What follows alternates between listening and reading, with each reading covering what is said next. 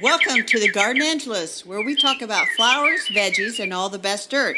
I'm Carol Michael from Indianapolis, Indiana. And I'm Dee Nash from Guthrie, Oklahoma, where it is paradise today. It's paradise in Indiana. Sun is shining. Bird feeders are full. The birds are feeding. It's looking good. Bird feeders aren't up here yet. I'd say about 2 weeks and they'll be up. We try to wait, but I started putting out the peanuts for the blue jays the other day. Oh, well, I don't do that for the Blue Jays. You're a better Blue Jay mama than I am. But they only get one feeder full a day because they'll eat that by like 10 a.m. And I can't afford to feed them all day long. They're greedy little suckers, aren't they? Plus, once they're done feeding, then the little birds come around. The little birds don't like to be around when the blue jays are around. Oh, imagine that. I think the Blue Jays are and the Cardinals for that matter, they're kind of little bullies of the bird world. Yeah. And the hawks are just the predators, but let's not go there. This is a happy story. It is a happy story, and I got us off on a tangent, but we have a nice quote today. We do.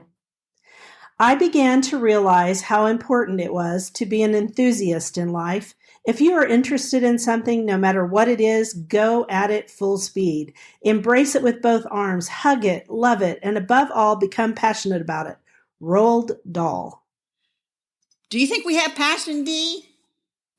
I think we have a touch of passion for many things, but especially for gardening. And today we're passionate about bulbs because we haven't talked about bulbs enough yet. No, there are so many bulbs to talk about. But today we decided to talk about the little bulbs.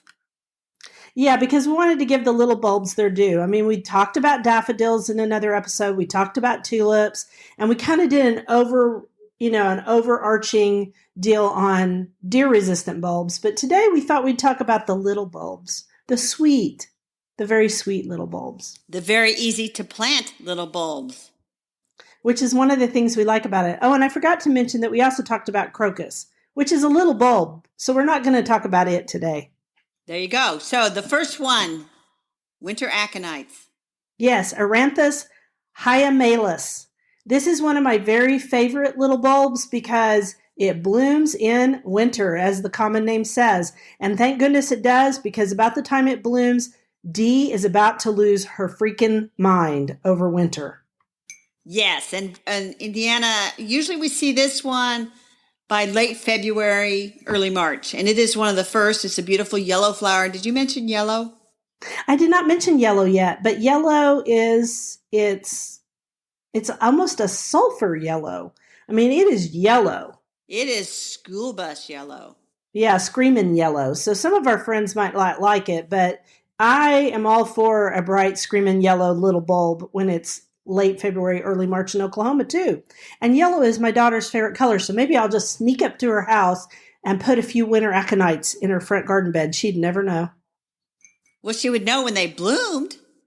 But she'd think they just appeared. But, maybe then I could just laugh behind my hand. At some point, she's going to catch on that when flowers mysteriously appear in her lawn or in her yard, that her mama planted them.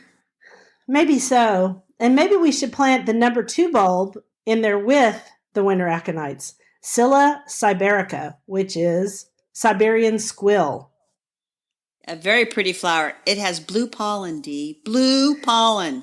I know. Our friend Leonie DeMerchant, who has a blog, she is the one who first told me it had blue pollen. And since then, I plant more and more of it just so I can watch my honeybees go back to the hive in early spring. And I get to see little blue pollen pockets, which I will take pictures of this year. Great. So number 3 on the list, starflowers. Speaking of blue. Mm-hmm. Very pretty plant. Iphion uniflorum. Also extremely easy to grow. Oh, yeah. And it'll sort of naturalizes a little bit. And the thing I find with this is it will, some foliage will come up in the fall, die back, and then in the spring, the foliage will reappear, and beautiful sky blue flowers. And this is one of those ones that I say kind of echoes the color of the sky. or reflects it. Yeah, it looks like the sky, and it's called a star flower, so it does look a little like a star, I guess. I don't know. Kind of a daisy shape, really. Great little plant, easy to grow. None of in fact, these first three are super easy to grow, and I don't think, even though they kind of naturalize in my garden, they don't really. I know that some places Scilla is considered a problem, but not in Oklahoma or Indiana. No. And then there's Anemone blanda, the Grecian windflowers. These are really sweet. Only like an inch or two above the ground. They come in all colors. They just kind of show up. They're pretty. They do. They're very pretty, and they show up before anything else other than the first three. So they're also an early bloomer. I wonder if all little bulbs are kind of early bloomers. I don't know. The last one I'm going to say is a mid-season bloomer. No, it's a mid-season, yeah. The next one is Galanthus nivalis, which is snowdrops. And we've talked about snowdrops before when we talked about deer-resistant bulbs. And the thing about Galanthus is Oklahomans, you probably can't grow it unless you put it underneath your water faucet where it drips, because the truth is it's way too hot here and it's too dry. But you can grow it.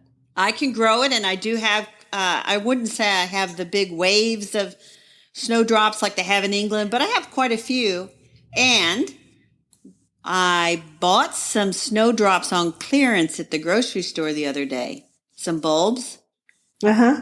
And they're in the refrigerator right now, but I'm going to pot them up this week, and I'm going to try to force them into bloom inside. Won't that be pretty? That'll be really pretty. I hope it works. I really do. Because, well, I don't know if it'll work, but I'll let you know in late winter, early spring. And we should say that if you are going to grow Galanthus, it's often sold as a bulb here too, dried. And I've always heard that it does better if you buy it in the green. But unless you live on the eastern part of the United States, I don't know where you would find it in the green. There's not enough of it available, at least where I live. So you have to buy it dry. I bought some in the green last spring at a garden show that I went to up in Michigan, and they had dug up a whole bunch of Galanthus that was in some woods that they didn't want it there because they were trying to remove anything that wasn't a native flower. So she had them all potted up. So I bought those in the green. I bought 2 pots of them, planted them out in my garden as soon as I got home. So we'll see if that worked out pretty well. Yeah, I wonder if that's going to, I don't know if it makes a difference or not. I've always read that it makes a difference, but since I can't grow them, it's never been a big issue here. I have grown them twice, but both times they faded out within a couple of years. And then our last one, which is number 6, is Muscari. Muscari are grape hyacinths, and those grow really well where I live. They're easy to grow. They're easy to grow in Indiana, and in Indiana, they can be a bit of a spreader. Yeah, I'd say they're a clumper here. They don't spread much, but they do make little clumps, and I had the same clump for years, and then one day it just disappeared. So one of the things I wanted to mention here is just because bulbs disappear on you, like Iris reticulata, I'm talking to you, it's still worth it to plant them because you need something in the spring, early spring, late winter, February, March. Definitely. Yeah, I would plant these. And I've had some bulbs disappear. I've had some bulbs that disappeared because the shrubs I planted them around got bigger and they just kind of got swallowed up. But Muscari in my gardens tends to spread. And mostly they're like a purple or a light blue color. And I have some pink and white ones as well. I love the blue ones. Oh my gosh. I think they're the prettiest. I've had 2 different types of blue. I had kind of an ice blue that right on the tip of the bloom, it was white. I don't remember which variety that was, but wow, what a pretty thing it was. Those are very pretty. So that's our 6 little bulbs that you could try this year. We didn't mention Iris reticulata except for me to disparage it, but that would be another one. That would be number 7. No, in Oklahoma, don't expect it to come back year by year. It might not, but still, plant it anyway. You can also force it inside, and like Carol's going to force Galanthus inside. I haven't ever forced, well, I have forced Iris reticulata. I don't think I've forced the others. Iris reticulata, for me, is a reliable returning bulb. I have had some patches that, when I say reliably, I have one patch that's been coming back for at least 10 years. So which Irish reticulata do you love the best? I would have to say that Lady Beatrice Stanley, since she's returned for 10 years in a row. That's nice of her. It's nice of her to come back. Maybe I should buy some Lady Beatrix. I wanted to say, because of our podcast, I've received 4 questions this week on Facebook where people, and I've also been texted, and people on Instagram, and they've all been asking me about whether they can still buy bulbs, whether they can still plant bulbs in Oklahoma. Yes, you can buy bulbs. It's starting to get late to buy them from online sources because people are starting to sell out. So get out there and buy them. And yes, you can plant them in, I would say, starting Thanksgiving. I wouldn't plant them right now. Even though we've had some cold weather, we're still seeing 70s. Like today, it's supposed to be 65. Yeah, it's not going to be that warm here, but I'd say here in Indiana and throughout I'll call myself the upper Midwest, get out there and plant those bulbs. It's time, it's time, it's time. You're not out of time, and you could still be planting on Christmas Eve and probably do okay, but don't be delaying that long. Yeah, because if you delay too long, they won't have enough time under the ground to really get their roots going and also to grow good, strong stems. They just won't have enough time, and you've got to give them enough time. And the stores have them. I mean, this one store, the reason I bought these snowdrops is they were 75% off. So, I mean, and there were only 7 in the box. So I paid like $1.25 for them. It was peanuts. Well, that's cheap. That'd be worth me trying it again. I'm not kidding. Exactly. Just because I could see it once. But galanthus are so small, you guys, and you have to lay down on your back and look up at them the same way you do hellebores so that you can see their little faces. Otherwise, you can't really see much of them. But they're still so sweet. So, Dee? Yes. Even laying on your back, it's going to be hard to see them. You got to just gently turn them up and say hello to them. Oh, okay. So you turn yours up. I lay down. Yeah. Oh, well. Oh. Teach his own. Yes. Okay. That's our little bulbs. Are you ready for another quote? I am ready for another quote, and this time it's going to tell us what we are discussing next. Well, we have 2 quotes actually. Here's the first one we picked out. October is the month for painted leaves. Their rich glow now flashes around the world. As fruits and leaves and the day itself acquire a bright tint just before they fall, so the year near its ending. October is its sunset sky. November, the later twilight. Autumnal Tints by Ralph Waldo Emerson. We also have another quote. I love anything by Emerson. He was so poetic. This one I just love, though. I would rather sit on a pumpkin and have it all to myself than be crowded on a velvet cushion. Henry David Thoreau from Walden. Because we're talking about pumpkins today. Would you sit on a pumpkin, Carol? Yes, I would. I would if it's sideways. I wouldn't want to sit on the stem end, but that's neither here nor there. So little pumpkin spice for the podcast. Woohoo! Yeah, because we're hip. Yeah. Spice time. So, Dee, I've been reflecting on people who grow pumpkins. Oh, have you? Okay. Yes. There are 3, maybe 4 types of pumpkin growers. Okay. So there are people who grow pumpkins for food, because you can actually eat pumpkins, as people know. Okay, stop. I don't think people know that the pumpkin that I'm not saying our listeners. Our listeners are super smart, but I don't think some people that know that the pumpkin that comes in the jar or can is the same pumpkin that's out in the field. Dee, I just can't fathom that somebody hasn't put the 2 and 2 together. I'm not kidding. The world is different. I mean, people don't understand tomatoes anyway. Okay, so go ahead. That's number 1. So that's the first kind of grower. They grow for food. The second kind of grower is the person who grows so that they have pumpkins to sit out on their front porch, decorate as jack-o'-lanterns. And then the third kind of grower is those really crazy people who try to grow the very biggest pumpkin that they possibly can. Yeah, over 1,000 pounds. Crazy. Oh, Dee, 1,000 pounds is little in that world. Oh, now? Okay. I'm behind. The world record, I looked it up. The Guinness World Record for the heaviest pumpkin is held by Matthias Willemenge. It's a from Belgium, and that's another word we can't pronounce. He grew a 2,624.6 pound pumpkin. Wow. That's crazy.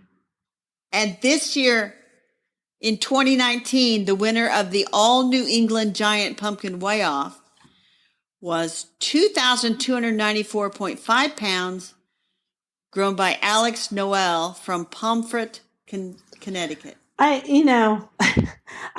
my hat's off to them, but no, thank you. That I don't even know what I would do with that thing. And to grow one of those is really hard. They have special seed from special types of pumpkins, and on top of that, they have to work. They have to feed that one vine, take every other pumpkin off. It's just no, thank you. Oh, it's a very specialized pumpkin growing group. I will admit that. Yeah, good for them. And then, what's the fourth kind of pumpkin grower?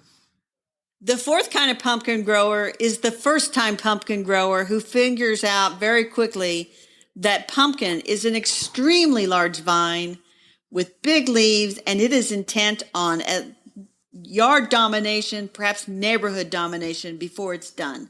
Yeah. It is huge. Yeah, that's the truth. It takes up your entire garden. So if you do decide to grow pumpkins, grow them under your corn, because then they'll discourage the raccoons, hopefully, with their vines, because they don't like to step in them. Neither do deer. But on the other hand, just expect them to take over the entire thing. Yeah, and I've grown pumpkins. Me too. And those vines, they go forever.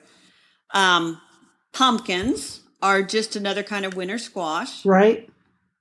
So all the squash bugs, squash vine borers, the different diseases that can attack other squash can also attack pumpkins. But move on. Let's move on. Because we don't want to talk about all the sadness of pumpkin growing. Let's talk about the joy. The joy. The joy. So they are very large plants. And if I had little kids, I would grow a pumpkin just because it's an impressive amount of plant to grow from. You know, the little kid puts that one little seed in the ground, and by July the 4th, boom. And then by Labor Day, it's everywhere. Yes. And maybe you've even got a few little pumpkins. Right. And speaking of pumpkins, our friends at Botanical Interests have quite a few pumpkins for sale on their website, seeds. And you would want to plant the seeds in Indiana when it's what I call good and warm. So I'd go like June 1. Yeah. Put the pumpkin seeds in. I'd do it in middle of June. And warm. Yeah, mid-June, because here's the thing. If you want them done before Halloween, don't they usually take 90 days? That's what I'm kind of remembering off the top of my head. So you need 3 good months to grow pumpkins and do it well. And, well, you need to start them in June. So Atlantic Giant is the classic oversized pumpkin variety. One of them. But you're not going to get 2,000 pounds out of it. You might get a 500 pounder if you're really lucky. And that's if you follow all the rules. And believe me, there are plenty of places online where they will tell you exactly how they grow those. It's the same way of growing all the giant vegetables. You have to narrow everything down, put all the energy into the one fruit, or usually they have 2 fruits, one on separate vines. So you have separate seeds. Each one of them has 1 fruit, because you've got to hedge your bets just in case something comes in and eats one of your pumpkins. Right. If you want to grow a pumpkin that's good for like pie baking or just eating, because you can put pumpkin in things like stews and chili and stuff, and it adds just nutrients and stuff because it's considered a superfood by many. It is. It's packed full of nutrition, but then we add sugar and spice and nutmeg and all that stuff. Everything nice. And then we turn it into like pumpkin pie, which I don't like. Oh, I love pumpkin pie. And here's the thing about pies for Thanksgiving. Pumpkin is the one with the least number of calories, actually. And it is really good for you, in fact. Even though it does have sugar in it, it doesn't have that much sugar. And it also has milk and eggs. So a really good pie if you're trying to do something that's good for you in the midst of all that turkey and dressing. But if you put a big whopping pile of whipped cream on top of your pumpkin pie, that does not add to the health benefits. No, but it adds to the happiness benefits. There, that's all you need. So sugar pie is a variety for pie baking. And it's a little one. And it's very cute. yes. It's a very cute one. And actually, if you haven't had a chance to grow your own this year, you can buy sugar pie or one of the other ones that's similar at your grocery store. And then you just cut it up like you would any squash and scoop out the seeds. And you can either roast it or, put the chunk it up and cook it. You create puree. And then when you create the puree, that's the same thing that's in the can, but it'll taste like 15 times better. Right. And so the other varieties, there's jack-o'-lantern, which is obviously, I'll call it a classic medium-sized pumpkin. Right. Lumina is a white pumpkin. I had a white pumpkin on my porch this year. Someone gave it to me. And then Jarradell, which is one of those bluish green ones that are really popular now. I love those. Those are so pretty. And really, if you have the room to grow your own fall pumpkins, that one seed will save you oodles of money, because pumpkins can be really expensive in the fall when you try to go buy, especially if you try to buy like a white one or one of those bluish green ones. They want some serious money for those things. They do. And after you've grown your own pumpkins, you know why, because they aren't the easiest thing to grow. But you should still grow them, friends. Yes. Our advice is put pumpkins on your list of vegetables, because it is a well, it's actually a fruit. But put it on a list of things. Technically. Technically, it's a fruit. But put it on your list to order some seeds and get yourself set up for next spring. Yeah, then you can grow pumpkins of your own. If you do decide to grow a pumpkin, let us know. Or if you have grown a pumpkin and you like a particular variety, again, let us know. Right. And one other thing, Dee, do you roast and eat the pumpkin seeds? I have. When my children were little, I did it once, but it was kind of a pain in the rear. So I didn't do it again. Yeah, I did it. But to me, it's just like eating twigs or something. Well, yeah. You're supposed to kind of break that outside shell before you eat the seed. Yeah. It's kind of gross. No, thanks. It's sort of like eating sunflower seeds in the shell. You got to spit that shell out. Yeah, there you go. Okay, so we basically have discussed pumpkins. And I'm curious, why have pumpkins had such a resurgence out there? Everything is pumpkin this year. I have pumpkin and other squash. In fact, I'm drinking out of one of my cups. See, I'm showing you. I see it. What is it? What is it about that? I don't know. It's cool, though. I think that because pumpkins just are the quintessential fall decoration, and people just like that. And I think people in this world and stuff, anything that can make your front porch or your house feel more like home and bring in that cozy aspect, people want that, and pumpkins help do that. I think they do too. Pumpkins on the porch or jack-o'-lanterns on the porch say, I live here, I love my place. Welcome home. Welcome home. And if you see jack-o'-lantern, it says, hey kids, come on up here and get you some candy. That's right, because Halloween was just the other day. Okay, moving on to our dirt. We decided to go throwback on this one, didn't we? Throwback. Yes, we did, but it's so apropos for our topic today. So apropos to talk about The Little Bulbs by Elizabeth Lawrence with an introduction by Alan Lacy. Yes, it's The Little Bulbs, A Tale of Two Gardens, and it's a book about her garden and her friend, Carl Krippendorf's. Back before people could reach each other through email, Elizabeth Lawrence wrote letters to people all over the world, in fact, and people wrote her a lot back. And so she and Carl became very good friends, and they shared bulbs and other plants from their gardens. And The Little Bulbs is where they talk about how what's coming alive in their gardens at different times of the year. And it's not unlike what Carol and I do. Now that I think about it, she lived in the South. Hers was the far South. I live in the middle South, although some Southerners would say I don't, but I say I do. And you live in the North, and he lived in Ohio, right? He lived in Cincinnati. Yeah, and she lived down in Charlotte, North Carolina. Yeah. So it was published in 1957, but it's been republished by Duke University Press. You can find used copies online, or you can find it from your bookstore, can still order it. It is great reading even today. There's so much that is so good. And my copy is ridiculously underlined. So, Carol, why don't you tell us about Alan Lacy, who's the person who does the introduction? Well, Dee, before I talk about Alan Lacy, I want to tell you that I just remembered. I pulled off my paperback copy of The Little Bulbs, and I wanted you to know that I have been to Carl Krippendorf's garden. You have? They're still there? Wait. They're still there? Well, I went with the garden writers to a trip to Cincinnati, and we went to this woodland preserve area, and I'll have to look up what the name of it was. But I walk in there, and then I realized that part of this preserve was Carl Krippendorf's home and gardens. What? And that's what I said, what? And because I'm notorious for signing up to go on these trips, I do no homework ahead of time. I do no research. I just show up to see what's going on. And I found myself, we're in Carl Krippendorf's house and garden, and they're preserving it. So I found the name of the garden now. It's called Rowe Woods, Rowe, and we'll link to it. Yes. And it used to be called Lobswood, which wasn't that what Carl called it when he was alive? Yeah.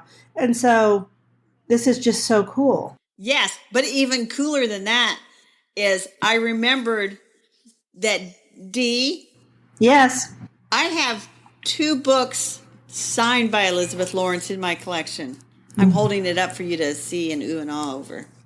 Really, I'm just jealous, but go ahead. This one says, with best wishes, Elizabeth Lawrence, November 1st, 1966. Which wasn't signed for you. But I have it now, so it is to me. Okay. How old were you in 1966? Not very old. 7. Yeah, exactly. But I still think it's cool that you have them. And we've also both been to Elizabeth Lawrence's garden. Yes, but only one of us has been to Carl Krippendorf's garden. True. Rub it in. Anyway, back to the book.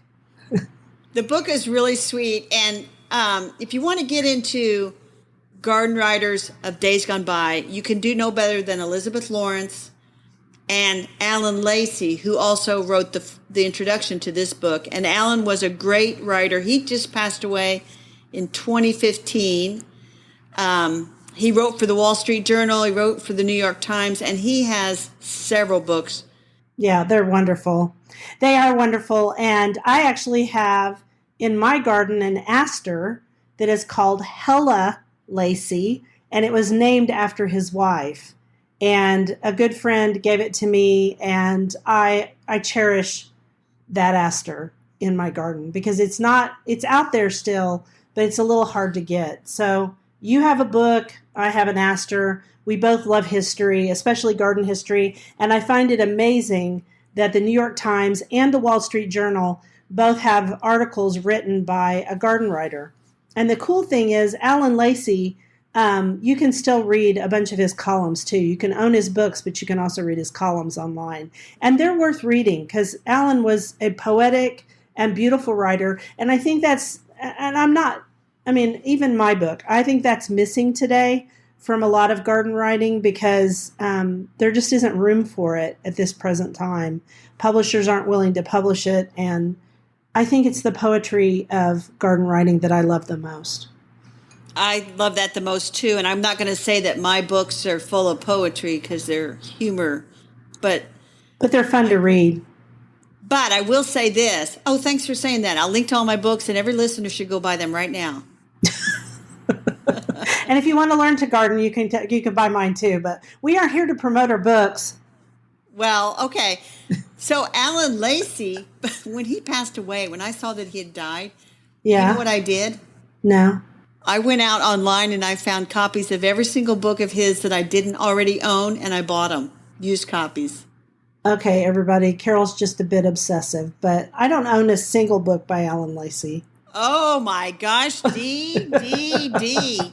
You have got to get on the proverbial bandwagon. They are wonderful books. Oh, I'm sure they are because I've read his articles. I read them even when I was a kid because I did too. They were so good. And they were in several different newspapers and you would see them around. So they were wonderful to read. Anyway, you guys should buy the little bulbs because it's wonderful. And go buy Alan Lacy's books right after I do. Yeah, because yeah, better go buy those because Dee's about ready to corner the market. They are they are sweet books. Anyway, so we've talked about little bulbs, pumpkins, and obviously people have found our obsession with older gardening books because we picked one today to talk about. That's about it, don't you think, Dee? That's it for today. You guys can find us wherever good podcasts are shown. I guess they aren't shown, they're listened to. And I was going to say, all podcasts are free, which is wonderful because you could just go out and work in the garden and remove those weeds and listen to podcasts. You can find us on iTunes, Google Podcasts, everywhere. And we're also on Facebook, Instagram, Twitter, and I can't think of anywhere else. You can write us at thegardenangelists@gmail.com. We're the Garden Angelists at all social media. She is also Indie Gardener and May Dreams Gardens on various places. And I am Red Dirt Ramblings, Dee Nash. So come give us a follow. We would love that. And come chat with us. I enjoyed answering bulb questions this week. It made me so happy because I know that we influenced people to go buy bulbs. That's right. And I will put links to where to find us on our show notes. And then nobody has an excuse not to find us. Yay. Well, it was great chatting with all of you over the garden gate today. And the reason we say that is because that was what Elizabeth Lawrence always said. Right. Bye now, Dee. Bye.